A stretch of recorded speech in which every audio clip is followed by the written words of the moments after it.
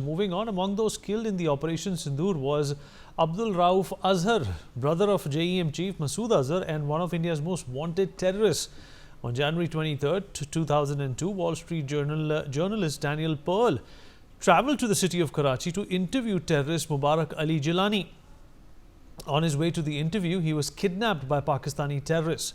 A few days after his disappearance, Pearl's captors released a video in which he is recorded condemning American foreign policy and repeatedly telling the camera that he and his family are Jewish and have visited Israel, following which his throat is slit and his head severed from his body. Before killing Pearl, the captors had issued an ultimatum to the United States government, namely including the demands that all Pakistani terrorists be freed from American prisons and that the United States move forward with a halted shipment of F-16s for the Pakistani government.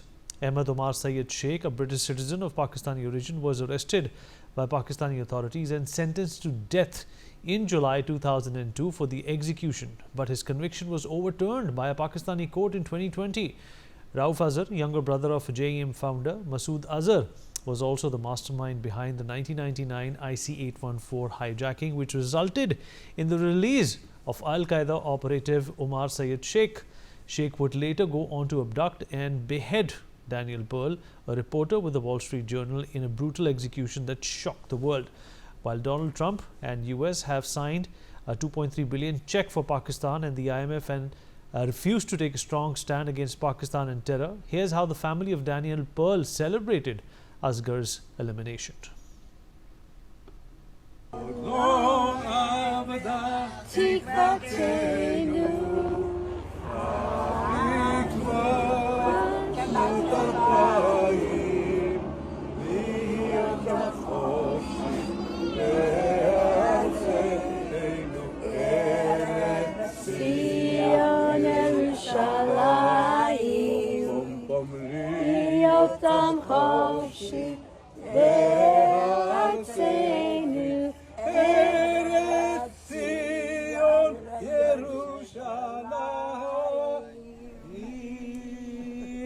Beautiful. Yuppie, yuppie. All right, let's talk about this and what does this mean for the world and what does this mean for the Americans.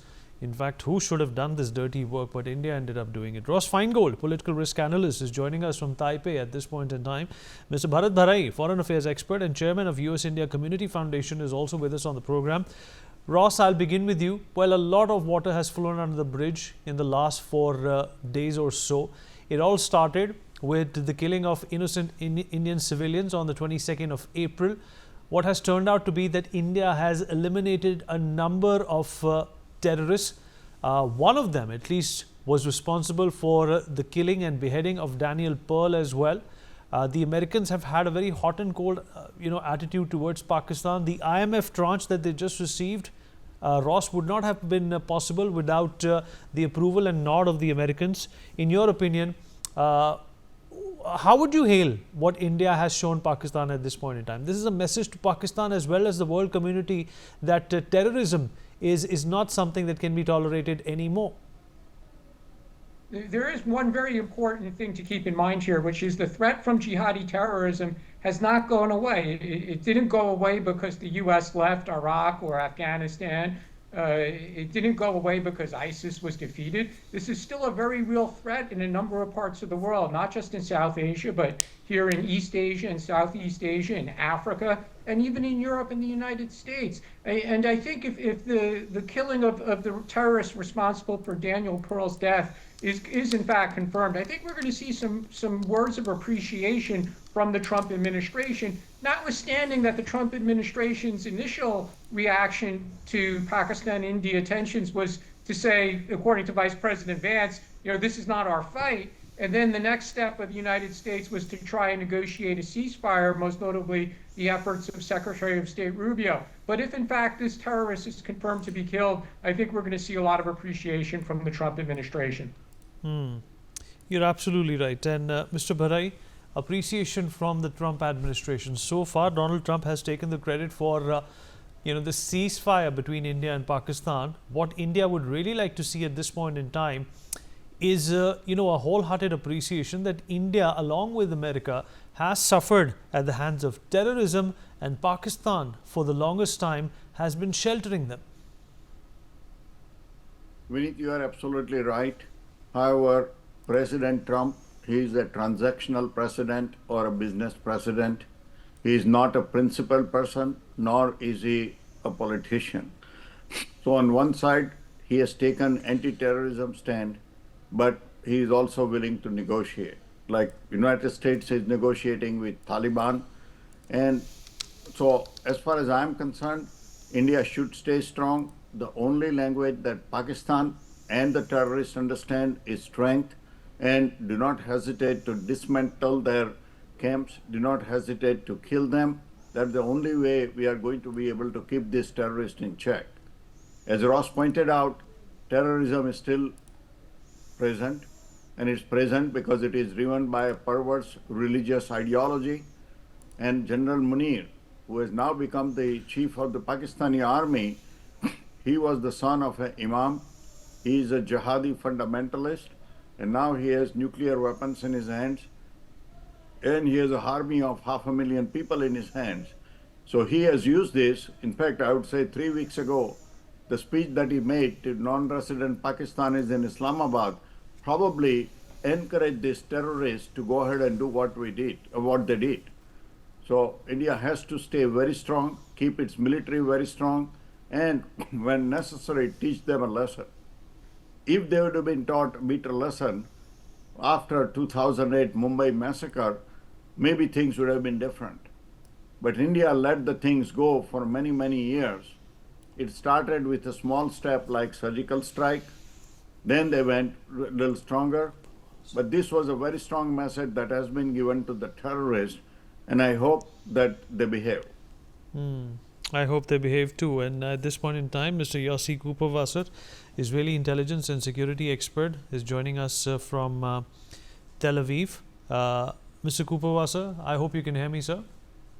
Yeah, I hear you well. Thank you for having So me. what has been your assessment and observation of what is happening in South Asia at this point in time? India, of course, taught Pakistan a lesson. More than 100 terrorists have been neutralized in this attack. There's a ceasefire at this point in time. We don't know how long it's going to last. Israel has suffered at the hands of terrorists and Islamic radical preachers for a very, very long time. What do you make of the situation, the tense situation in this part of the world today? Well, I think that what's happening in Southeast Asia is another case in which democracy is fighting against an attempt through terrorism to force its way in a different direction than it should have been going. And this is unacceptable. And I think that the Indian response was clear. Now, I think that the lessons have been learned, and that's what's the most important thing, because what you want to make sure of is that such attacks are not going to repeat themselves. If this is going to be the lesson that is understood by everybody involved, then the ceasefire can last. If you see a resumption of the terror activities, you will have to raise the price you charge from those who are behind this terror activity. Ross, there's also a sense of absolution here. There's a sense that, the Americans could be transactional when it comes to Pakistan. They've needed them in the past when it came to diffusing tensions in Afghanistan, or, creating tensions with Russia in the 80s and the late 70s. But, the paradigm shift in India's narrative when it comes to terrorism is obviously reminiscent of what the Americans used to be. They had a very hard stance towards terrorism, but recently it seems that there is some softness that has crept in. Donald Trump in 2018 refused to give any money to the Pakistanis, and yet he's been mentioning India and Pakistan in the same breath when you talk about a ceasefire.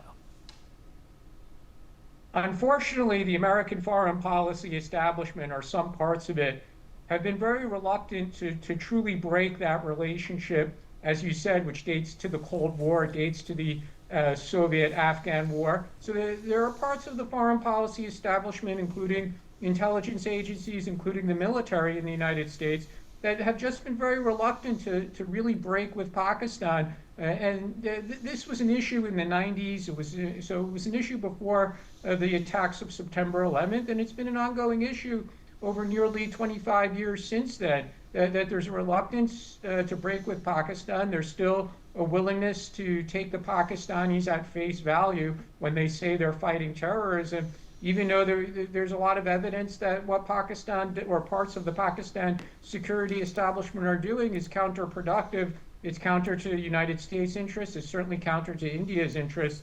And maybe this time we'll see a break. We talk about Trump being a transactional president, and if he sees that what India has done is in United States' interest, then he'll come around and express that appreciation. Sumit Peer, senior political commentator, is also joining me at this point in time. Sumit, does it baffle you to see that the Americans knew, I'm sure they knew, that the murderer of Daniel Pearl, was in Pakistan, but yet nothing was done about it? In fact, another man, Ahmad Omar Saeed Sheikh, was also released from government detention after a few years in prison. And what we learned through our intelligence sources that while he was in prison, he was being treated like a VIP. Don't the Americans know of all these frailties that exist in Pakistan's so-called and puppet democracy? We need the challenge with Americans is that they believe they can cut a deal every time. They can cut a deal with everybody. But there are some people who are only interested in life after death. There are some people who are interested in jihad. There are some people who don't want anything on this earth. They are interested in 72 virgins, maybe 144. So there the paradigm change. You are used to dealing with a kind of a people who want to live on this earth. But there are a lot of people who want to depart on this earth at the shortest possible notice and live in perpetuity in heaven. So your deal-making capability or your transitional making capability is severely impacted and dented. They have to realize that. As far as the Americans are concerned, look, they look at their interest, they think what works for them today. And this transitional approach to the global politics has really put a lot of people and a lot of nations in jeopardy. Look, we had a very good relation with Trump. America, we have a very good relation with Trump.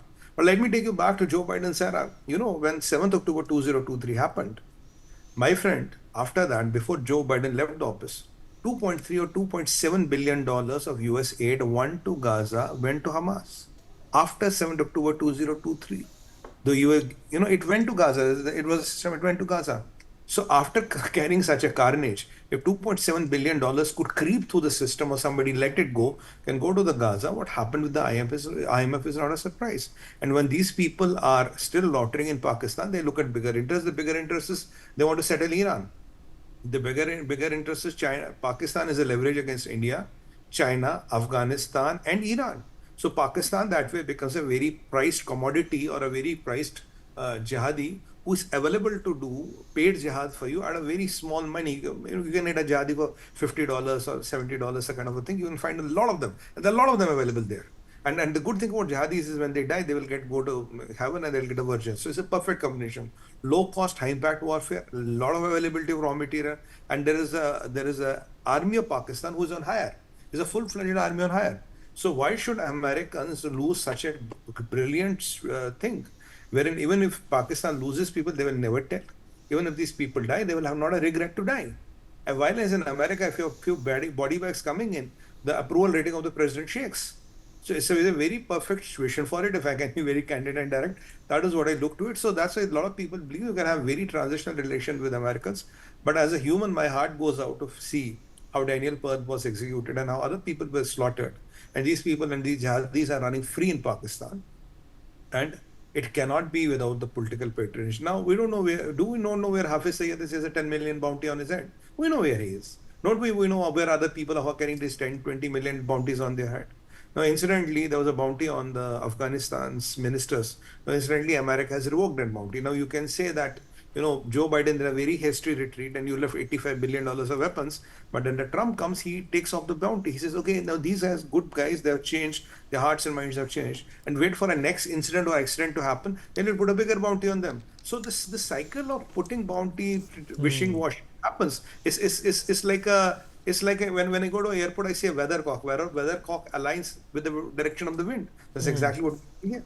Right. Let me also open Mr. Barai into this conversation once again. Mr. Barai, you know, the American ambassador and Indian, I beg your pardon, the Indian ambassador and the Indian diplomats have been telling the world that, you know, when we neutralize these terrorists in Muridki and Bahawalpur and some of the other terrorist hotspots in Pakistan, when their janazas happened, when their funerals took place, you know, the wreaths were laid out by Pakistani generals. There was the ISI there. They were in fact, their coffins were carried out by Pakistani military and army, and this is in fact Pakistan is not even trying anymore to keep this a secret, and yet they get a loan from the IMF, and yet they are not put into the FATF grey list. What do you think is happening over here? What compulsions does the West have to placate and keep Pakistan on this kind of a platform? Well, one of them is the fact that Pakistan has nuclear weapons. Number two, as it was pointed out by my colleague on the show, trying to play them against China, trying to play them against Taliban, and try to play them against Iran or the mixture thereof. So this is a deep state in US foreign policy where there are still old guards in the State Department, in CIA, as well as in Pakistan, US military that want to keep relationship with Pakistan and try to extract something, and I don't know what that something is, except trying to play one against another. So I don't think that I'm going to count on them to be fair and neutral. They are going to play the game that they want to play. And same thing is with President Trump. He will do what he thinks is fair, though it may not be fair to most of the people in the world. I think India's only alternative is indigenize the production of topmost military hardware. Don't be reliant on anybody to supply you anything. As a short term, to get our top arms from either US or Russia or Israel or Europe is fine. But ultimately, India has to rely on India's technology, develop the topmost weaponry, and that is the only thing these jihadis will understand. Otherwise, they will keep on roaming free and take advantage of either their geopolitical position or trying to play with the nuclear toys that they have in their hands. Ross, do you think that possessing a nuclear weapon for a country like Pakistan is going to invite any kind of application and mitigation from the Western powers? Is that enough for a country to literally get away with terrorism today? And by that standards, Iran is also on the verge of developing a nuclear policy. I'm not saying a nuclear weapon. How is that going to change the geopolitical landscape of the world then? It's certainly a factor in the decision making of foreign governments, and specifically governments that are stakeholders like the United States.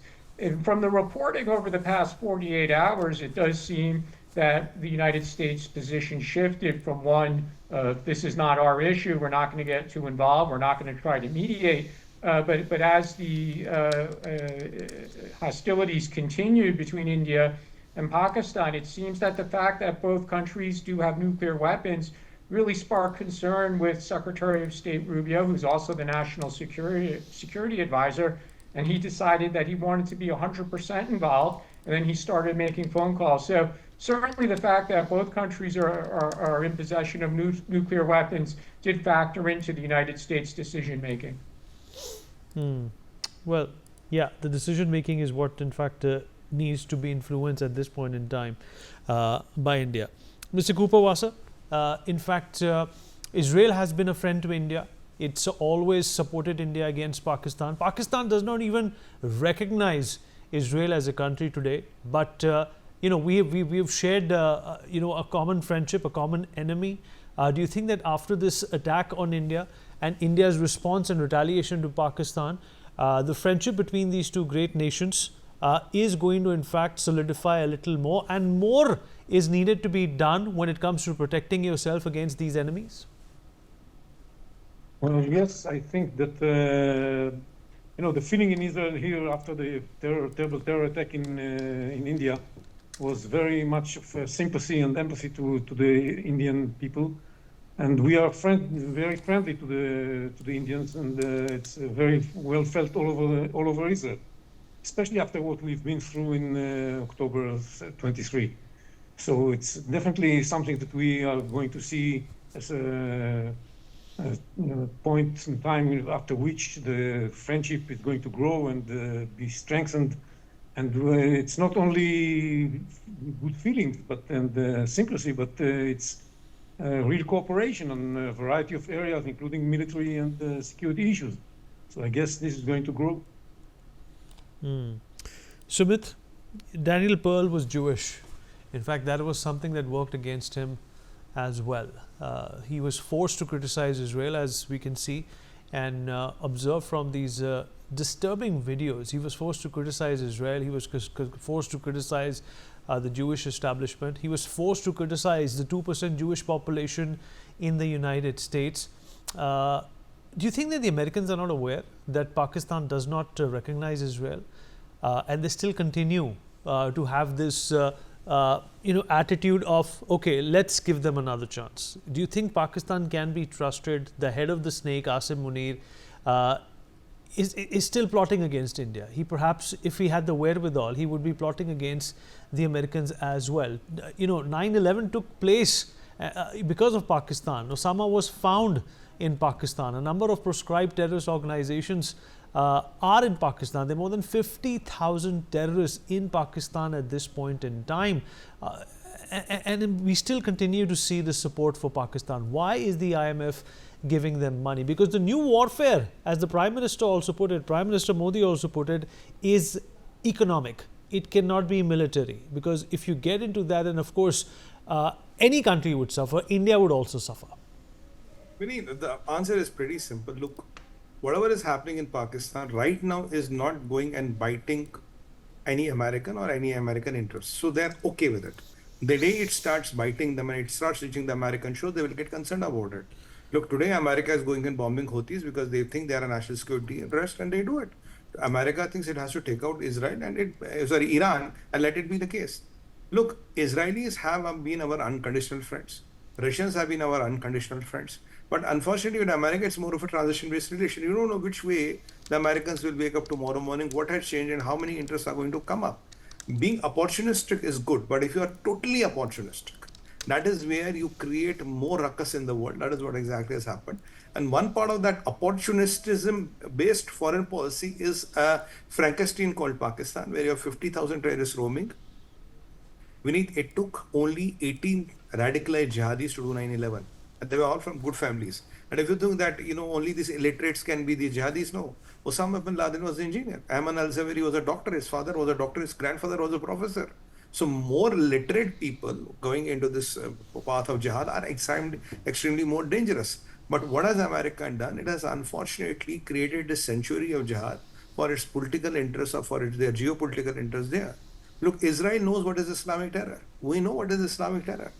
It has not hit America as hard as it has hit us. So we are sensitive. And when it comes to Vladimir Putin, he had 2 attacks in the beginning of this year, and 165, another 50, 70 people. So Putin understands dealing with Chechens. So far, Americans have not understood it. And Americans have been fighting Islamic terror in Afghanistan and all. They have taken a lot of casualties. They have burned a lot of money. That goes without saying. But it's the same country which has put $15 trillion in the Middle East. 15 trillion. Last time when Joe Biden went there, nobody was ready to meet him. And I have seen a picture. Anthony Blinken, the Secretary of State, landed up in Iraq, and on his coat and a suit, he was wearing a bulletproof jacket. After putting $15 trillion, if your Secretary of State needs to wear a bulletproof jacket in Iraq, then something is drastically wrong, my friend. Something is drastically wrong, because he's not a normal person. He's your foreign minister. He needs to wear a bulletproof jacket. What does that tell you? Have you seen Modi ji wearing a bulletproof jacket? Do our politicians wear a bulletproof jacket? But he needed to wear. I mean, because this opportunistic foreign policy, which is like the P&L of a quarter. Corporates have this quarterly reporting and all. So the foreign policy is quarter based. What can we do this quarter? What can we do this quarter? It can work for some point of time, but it can kind of Frankensteins, which will ultimately catch up with you one day. And let's not forget, I hope and pray there is no 9/11. but it only was 18 of the radicalized jihadis who could do it.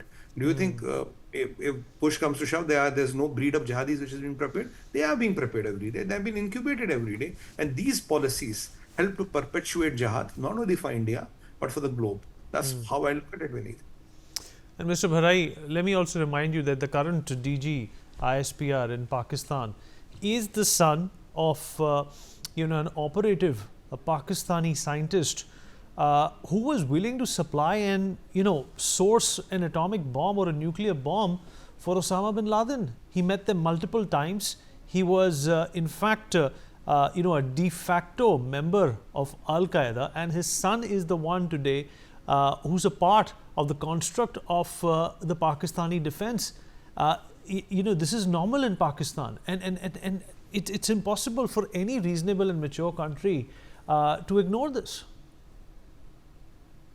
Yeah, you're right.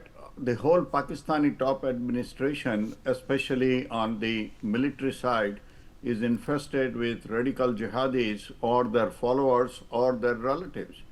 And as I mentioned, General Munir, he is the son of an imam. What was his qualification? He recited the whole Quran. And he has got now from ISI into being chief of army staff, and he's the one who is a radicalized person. So you don't expect anything that is fair or rational from them except how to spread jihad and how to kill non-Muslims. So yes, what is happening is Pakistan is very dangerous, and someday they are hoping that some jihadis will get their hands on nuclear weapons and try to terrorize the rest of the world.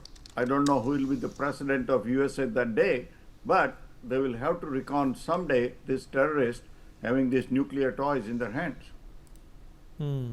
Ross, do you think the Americans, will realize that, at one point or the other, they will have to come down and figure something out about the nuclear capabilities that Pakistan has? Donald Trump just a few days ago went on to say that Iran cannot have a nuclear bomb because it is an extremist country. And to us and people familiar with how Pakistan operates, Pakistan is thrice as extreme as Iran. Why this hypocrisy? Well, again, we've discussed in this program the legacy relationship between the U.S. security establishment and the Pakistan security and military establishments. And it's hard to break away those long ties, especially among diplomats or military or intelligence personnel who've been working on that for decades. And some of them, believe it or not, they probably think the Pakistanis are America's friend in the region. So it's very hard to do away those ties. One thing I'd like to add to the conversation, which I think is very relevant, we should be watching what effort President Trump puts into the I2U2 grouping, because we've talked about India and Israel's relationship, but the I2U2, which brings together India, Israel, the US, and the UAE, could be a very key forum here. President Trump tends to prefer bilateral relationships. He's not a fan of multilateral groupings or multilateral organizations, but I2U2 could be one where Trump could be persuaded to take a high interest in. And I would have some hope that platform could maybe bring about some changes to the issues we've been discussing. So, but what becomes of the Quad? It started with a great ambition during COVID days to target countries like China that support Pakistan and their terrorist intentions very openly. Do you think that the concept of forums and platforms such as Quad has diminished since Donald Trump took over? We need the geopolitics of the world has changed completely after Mr. Trump took over. In the last 100 days, a lot of changes happened in the world, and I would say Trump is a hypersonic missile with a ramjet engine who has changed all the things. Now, having said that, we have to live in that world. Now, there are a lot of formations which will get outdated. There are a lot of new formations which will be formed. And till the time Quad shies away from having a military charter, it's all clouds and it's all thin air, thick air. It's good to see, good to have kind of a feeling. But unless and until Quad has a military charter and it's a written military charter, then only it will have a purposeful existence and a meaning. As long as you don't have a military charter to the Quad, it's something you're trying to scare Chinese with. I said, look, we have a phone, we have good buddies, and we're going to take you out. But how are you going to take me out? What exactly are you going to do? That's what China will challenge you one day. When you say, look, guys, we're going to figure that out. You say, okay, and you figure that out. By the time I'll do what I have to do. That's exactly what China is playing. Why China is not bothered about card now? They were initially very much bothered because China thought there'll be a military charter. Without a military charter, it's like all thin air, and that is what people have to realize somewhere down the line. We have a very difficult situation in this world. When we want to do business with the China wants to come and screw all the democracies, wants to get your bedrooms and bathrooms, steal all your data, but yet we want to do business with them, but yet we want to control the China, yet we want to manufacture there and have cheaper, but yet we want to contain the communism. It's like a child who has this big candy and a cake. He wants to eat the both, he wants to have it, and he wants his birthday to be happening every 65 days a year. Well, it can't happen. You have to choose somewhere, you have to draw a line. And unfortunately, we are not drawing that line. And even for that matter, I'd say India in a lot of things is not drawing that line. For example, there is no business of Agrachi coming here. What the hell is Agrachi doing here? He runs the biggest global terrorist networks in the world. This man lies all along. And he tried to come here to save Pakistan. I mean, if we have to be also a bit upfront and say, Mr. Agrachi, welcome to India, have a cup of tea, have a biryani, take the flight back and go. And even Mr. Misri should have not met him, forget Dr. Jaishankar, because we are also giving a lot of face to a lot of people, which is not required. And unless and until you call these people out, you call these nefarious characters out, they will not stop in what they are doing. And world is trying to be politically correct most of the times, giving face to each other most of the times. I have been very vocal since the last 5 years. Any formation you put China in, that formation will be diminished within 5 years. Look at UNSC, look at all the formations where China is there.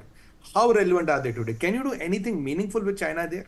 Can you do any meaningful with Xi Jinping there? And I would have, if you wanted to make it more productive, you could have, do the world a favor.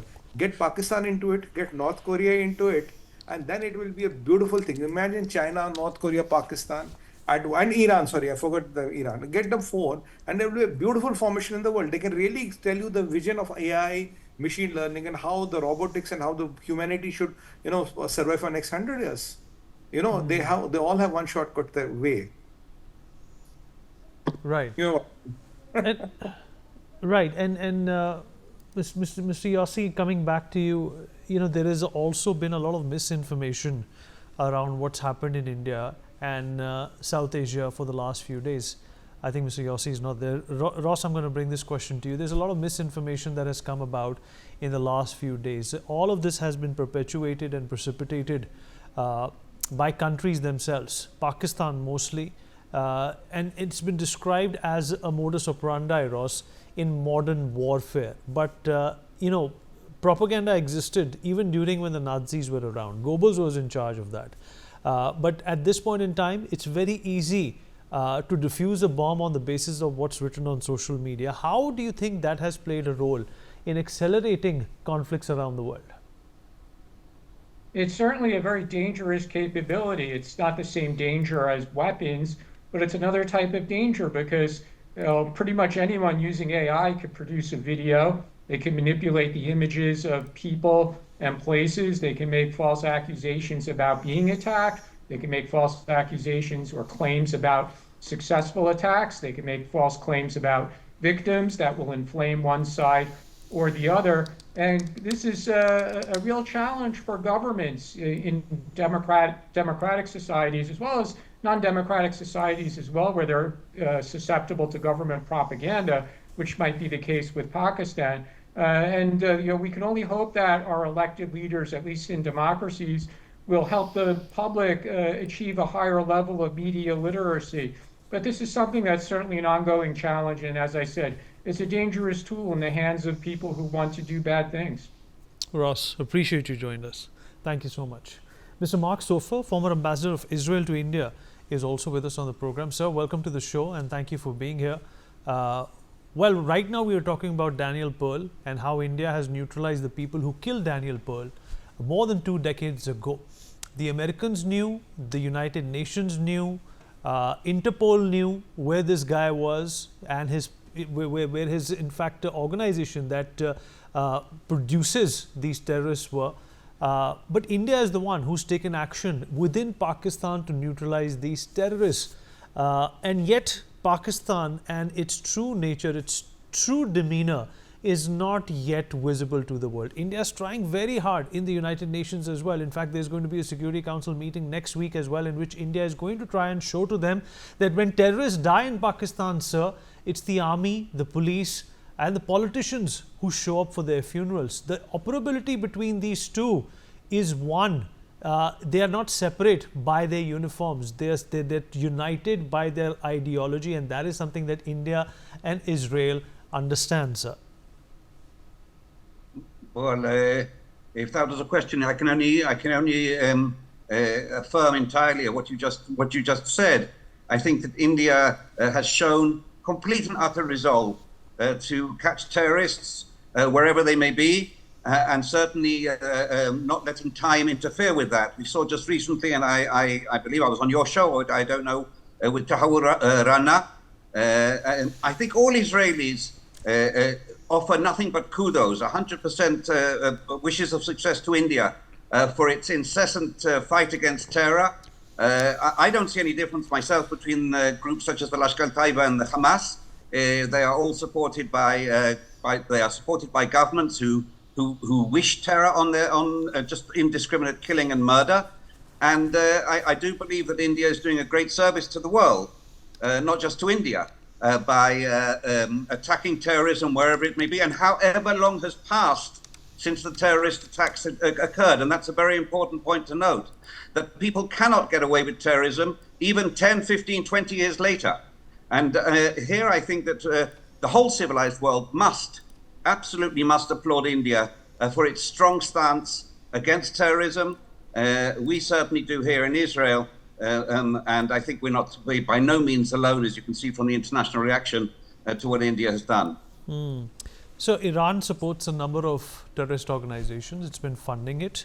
They've been acting against the interests of Israel and the rest of the modern world as well. Pakistan is on the same page. Iran is gunning for a nuclear weapon under the garb of a nuclear policy to produce energy, and we know that it cannot be believed, but Pakistan is nuclear. They have 170 nuclear warheads.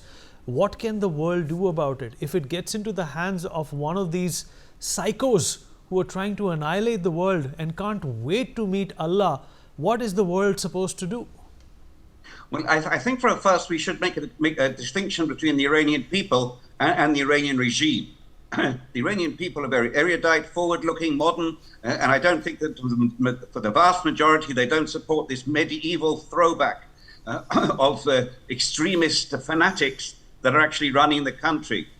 And yes, Iran and Pakistan are two sides of the same coin to a very large extent. They are supporting terrorism. They are foisting terrorism on their neighbors. We have seen it not just with the Hamas, incidentally. We see it with Hezbollah in Lebanon. We see it with the jihadists and other forces inside of Syria. We've managed somehow to throw them back into Tehran and let their boots on the ground, which were our neighbors, to be back where they are in Tehran. And hopefully sooner rather than later, the people will overthrow this, as somebody said earlier, Mr. Sumir Per, this nefarious government. The word nefarious is a very good word to use. So here we are facing enemies of extremists who celebrate death. Unlike India, unlike Israel, they don't celebrate life. They don't have they have no compunction of killing. And I think that's exactly why you in India, many of us in Israel, even those of us like myself who don't support the current government, believe that a strong approach to terrorism, wherever it may rear its ugly head, and those countries that support it, is crucial. I was ambassador in India at the time of the Mumbai attacks in 2008. And I remember clearly how much the Indians suffered. Of course, we suffered as well, but not nearly as much as the Indian people. Almost 200 people were killed. And this was masterminded from the outside, and somebody was helping Lashkar-e-Taiba, and it could have been the Pakistani government or whatever. The Indians know better than I do about that. But the fight must be not only against the terrorists themselves, but against the countries that support terrorism, against the countries that foist terrorism and foster terrorism on the international community. And here, I repeat what I said earlier, we have nothing but praise for the Indian approach towards eliminating terrorism wherever it rears its ugly head.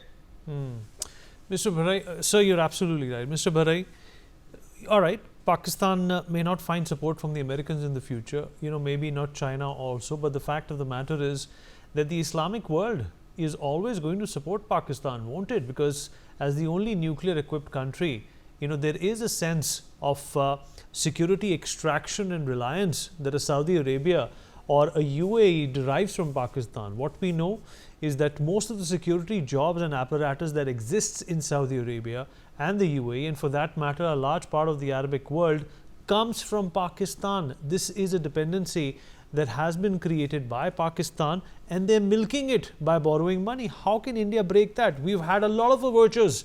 The Prime Minister has managed to open temples in the Islamic world. But the fact of the matter is, when it came to the critique related to Pahalgam, it was not forthcoming, it was not overwhelming on behalf of the OIC. The attitude of Middle East countries is changing. I was actually in Abu Dhabi and Bahrain just about 3 months ago, and they are changing. Out of 12.4 million population of United Arab Emirates, almost 4 million are Indians. The native Arab population is only about 1.1 million. So most of the jobs, the commercial business, are being done by the Indians there.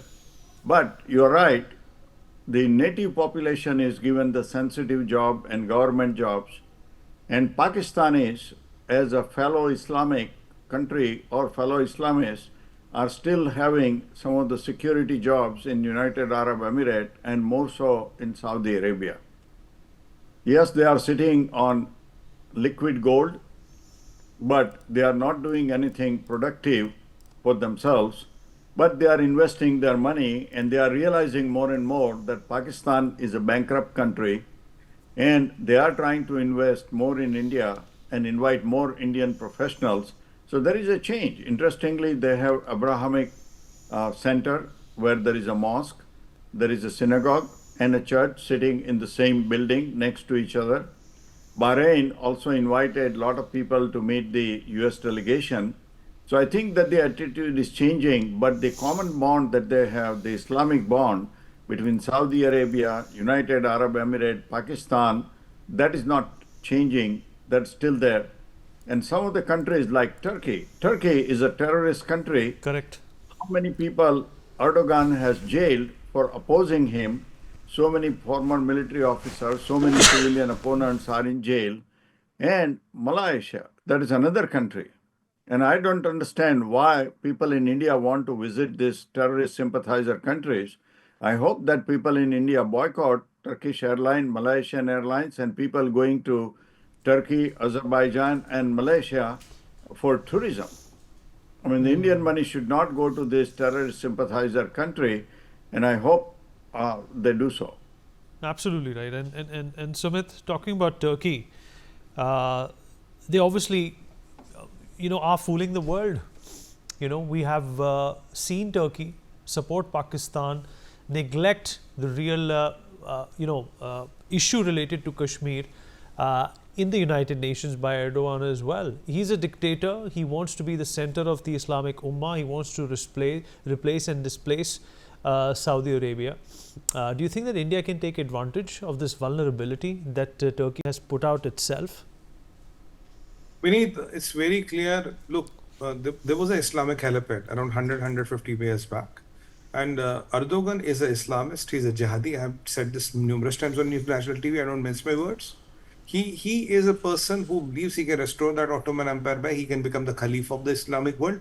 But his problem is his economy. His economy doesn't support him. So these have the advantage of economy.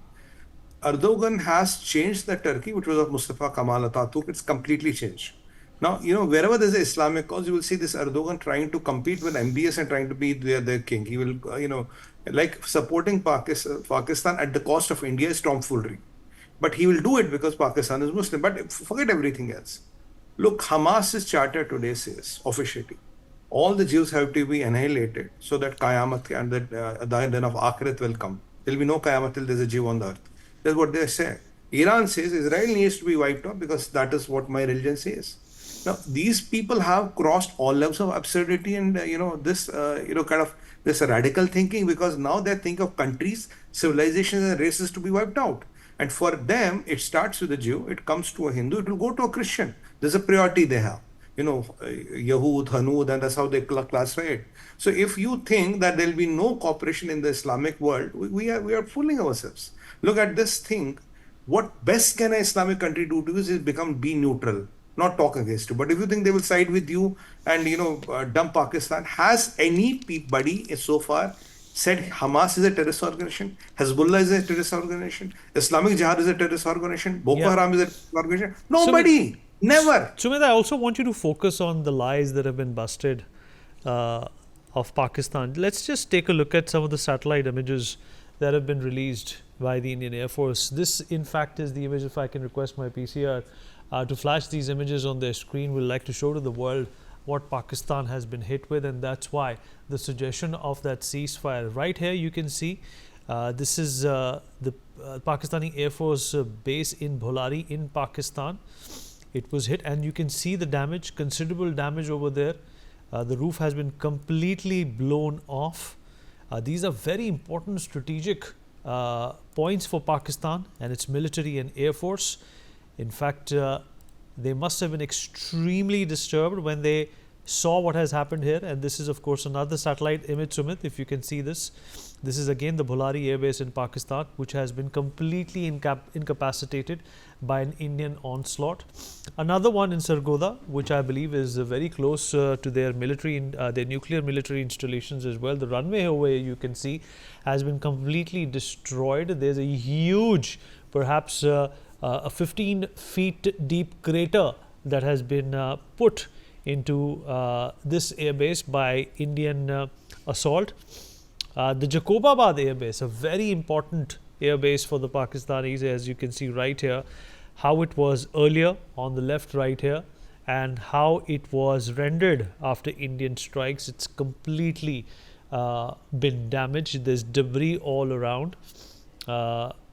It's been completely rendered incapacitated by the Indian assault, and we believe that this was the reason, Noor Khan was the reason why Pakistan insisted that there should be a ceasefire. This is one of their most important air bases, very close to their nuclear installations as well. If Pakistan thought that if the Indians can strike here with such precision, then there is no room for us to run anywhere. There is no place for us to hide. We have to get going and accelerate this matter and tell the Americans that we need help. Sumit, your reflections on this, and then we take a short break. It's very simple. Look, Noor Khan is part of GHQ Rawalpindi garrison. The pride of Pakistani military, where they get power from, is GHQ Rawalpindi. When we struck Noor Khan Air Base, it was putting a dagger in the heart of the Pakistan army. Their pride was shattered to pieces, and that invincibility, so-called Rawalpindi, is a fortress which cannot be breached, that was blown to smithereens. When that thing happened, there were 9 air bases which we destroyed at one point of time. Air defenses were gone. Nothing could stop us. Our jets went in, did what they had to do, and came out. They could not offer any resistance. After that, Pakistan realized they need a breather. I think all the Islamic countries approached Trump, and so all of them approached Trump. Pakistan started dialing America and Marco Rubio, and they said, look, give us a breather. Now, America's possibly got tricked, or they wanted to try it out. They tried. There was a ceasefire which was announced at 5 o'clock. By 9 o'clock, Pakistanis were back to their own business. So they got these 12 hours to repair or do the maintenance of these bases. Now the business of jihad continues. All right, Sumit, we have to take a break at this point in time. We're going to continue talking about the ceasefire as it exists right now, a number of other facets and angles and tangents that will also be brought out as a result of these strikes. We'll be right back.